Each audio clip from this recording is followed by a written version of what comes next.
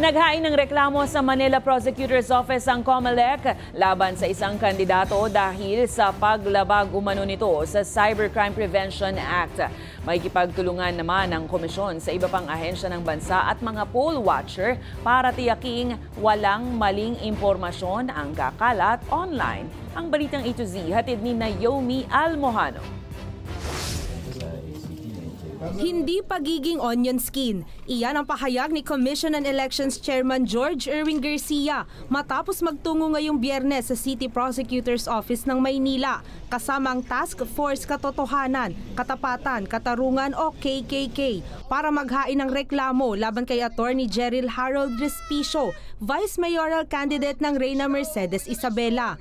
Kaugnay ito ng inupload niyang video kung saan ipinakita niya paano mamanipulahin umano ang 2025 May elections sa pamamagitan daw ng pag-hack sa automated counting machines at local source code.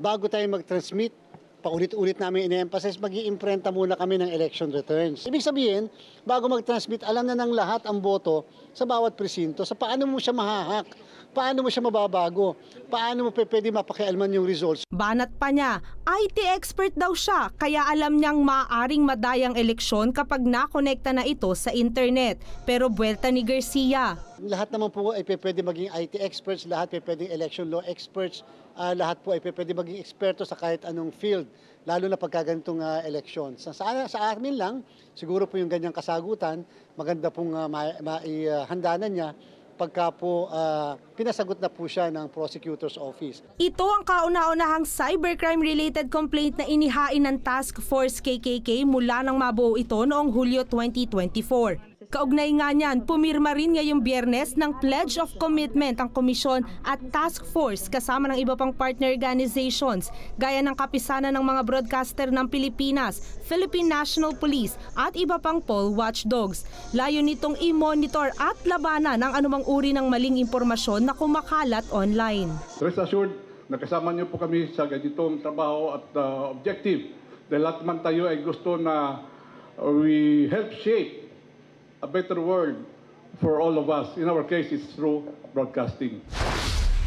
Samantala, umabot na sa 124,365 ang kabuuang campaign posters na nabaklas ng COMELEC magmula noong unang araw ng national campaign period. Ang mga ito raw kasi kung hindi lumabag sa proper sizing, nakapaskil naman sa maling lugar o di kaya na may hindi biodegradable ang mga materyales na ginamit. Pumalo rin sa mahigit 2,000 ang total number ng mga pinadalang notices to remove kung saan 1,561 dito ang agad na sumunod 72 oras matapos matanggap ang sulat. Sa Region 7, 10 at 3 naman naitala ang pinakamaraming campaign posters na tinanggal. Sa mga balota namang gagamitin, sa kasalukuyan nasa halos 49 million na ang naimprenta o 71.37% ng kabuuang balota. Target ngayon ng komisyon na tapusin ang printing sa March 15. Para sa Balitang A to Z, Naomi Almojano.